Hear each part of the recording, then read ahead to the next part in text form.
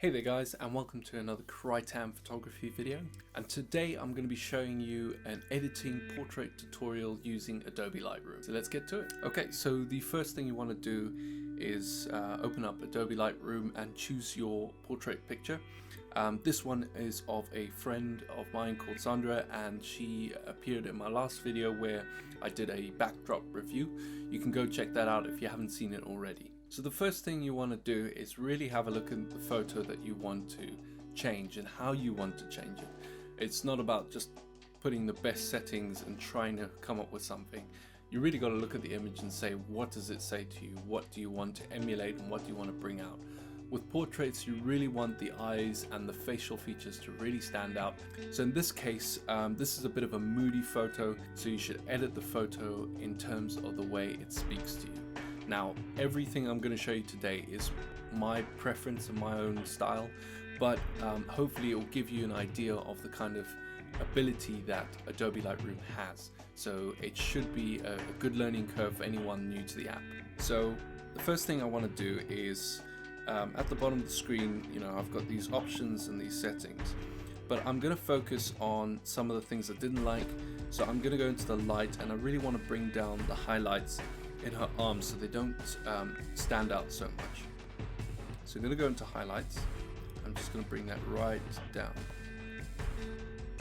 Okay, and as you can see, the arms are not as bright as before. If you just hold there, they're not so bright. Okay, the next thing I'm going to go into is shadows. Now, I'm actually going to bring the shadows up because I kind of want to have a bit more focus around her eyes, and I want her brown eyes to come through. Okay, so bringing up the shadows is going to bring up the rest of the darks in the image. So it's going to look very contrast flat looking. So everything's sort of out of the shadow basically. And I'm going to actually drop the black slightly because I still want the blacks of that dress there, and I kind of like the darkness just around the eyes a little bit as well. Okay, the next thing I'm going to do is to go into my color settings, and I'm actually going to increase the temperature just a little bit just to give it a bit more warmth. Okay, and I'm not going to do anything else. I don't really want to over process the picture. I like the natural way that we managed to get this shot. So there are some things that don't need to be changed and some things that do. So the less you change, and if you make it look more natural, the better the photo will look. Okay, with regards to color, that's about it. The next thing I'm going to go into is clarity. So the next thing I'm going to go into is effects. So I'm just going to reduce the clarity just a little bit because I want to have a little bit of around the edges. As you can see, the background is very blurry, so I want to maintain that, but I also just want to make it a bit soft. I kind of like the soft look to this,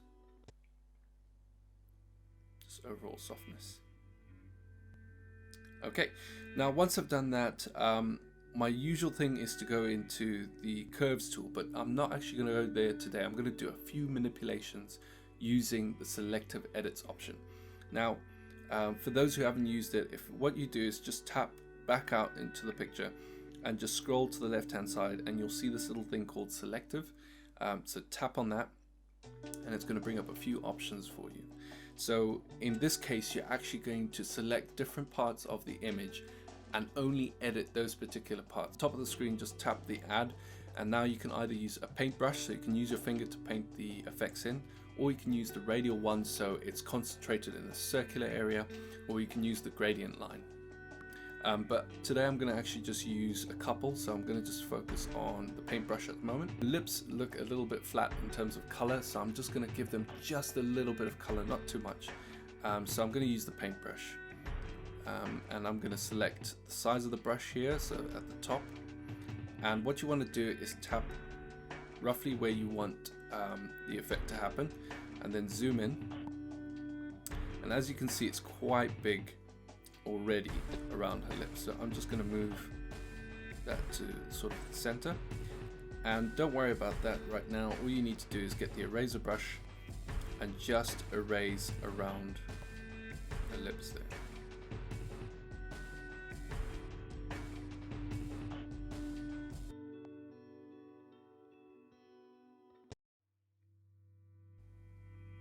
Okay, so once you've selected the lips now, this is where the fun part comes in. So if you tap that blue diamond, little diamond thing in the middle there,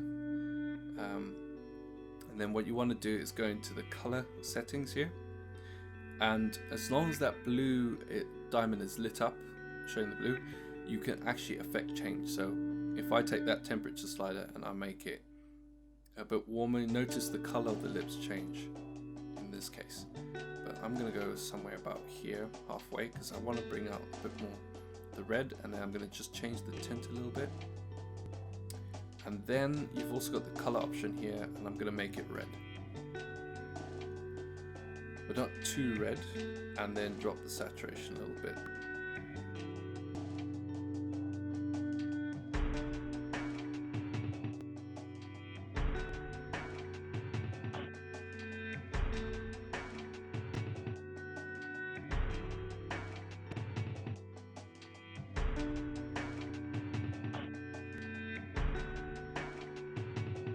Okay, so once you've found where you want the color to look, the next thing you want to go into is into the light section. Now, because the red's really bright, it looks a bit fake. So I'm actually just going to reduce the exposure on there as well, just to make it a bit darker. Okay, not too much. And then maybe bring up the shadows a little bit. And then I'm just going to zoom out just to see if we got that right. I think it's a little too red for my taste, so I'm just going to drop that saturation just a little bit.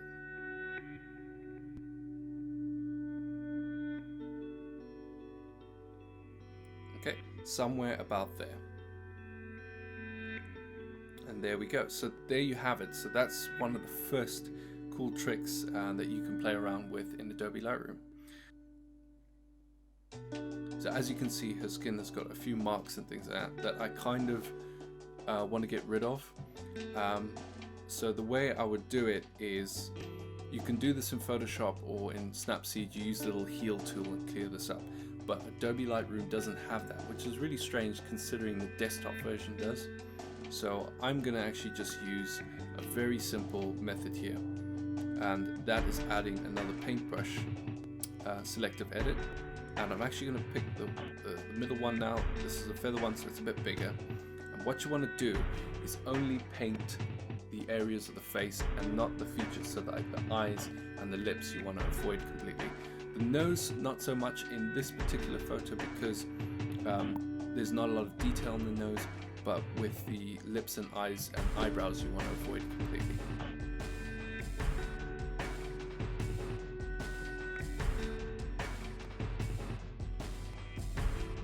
Okay, that was really terrible painting, but like I said, you can always pick up the eraser and just erase that out.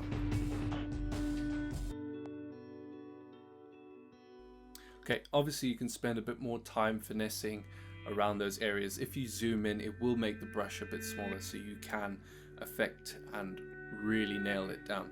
But I'm doing it very quickly today just to show you how I generally do this editing style. Okay, so once you've got down the effect to, you've covered all the areas on her face except her features, you want to go to where it says effects, and then tap on the blue diamonds. Now you can see the effect happening. So just drop the clarity right down, and notice how it smoothens out the face.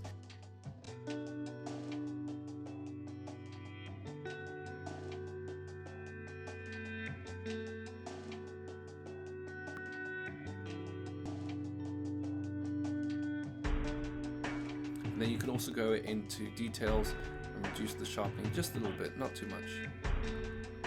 And you can play with the noise as well. Okay, so once you're happy with that, because this is a studio type portrait and I shot with one light coming in from the left hand side, I really want to add some vignette to give it that moody look. So the next thing I'm going to do is add another selective edit, which is the Radial one. So this one, if I tap in the center of the image, I can actually, okay, and then all you want to do is just drag and make it a bit bigger. I'm only going to be focusing on this area of her, so just making sure that's all in focus.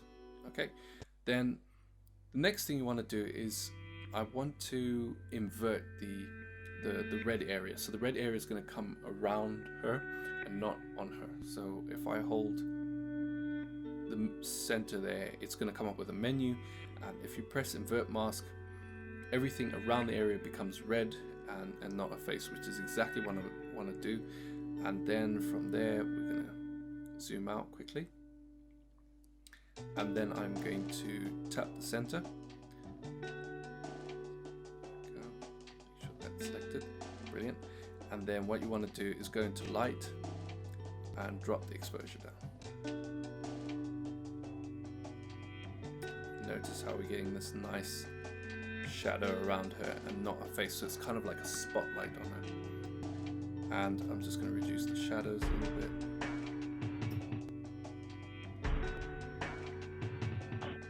Okay, and some blacks, tiny bit of blacks there. There we go.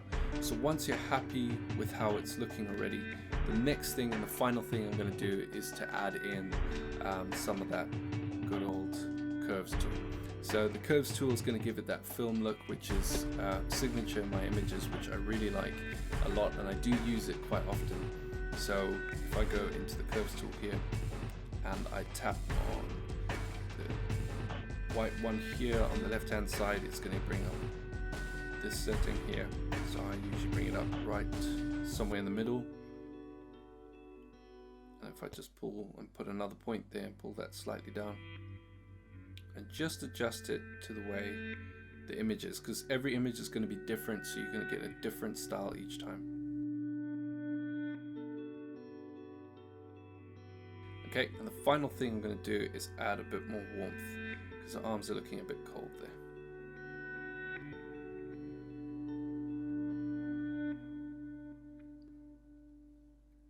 Okay, and there you have it. So that's my editing tutorial on portraits. So thank you so much for watching. If you've liked this video, do give us a like, subscribe and share, and yeah, do your worst on that comment section. Also, the music today is actually made by a friend. He's an amazing producer out from where I'm from, which is Zimbabwe, so do show him some love. I put all his information down below, and yeah, I'll see you in the next one. Cheers.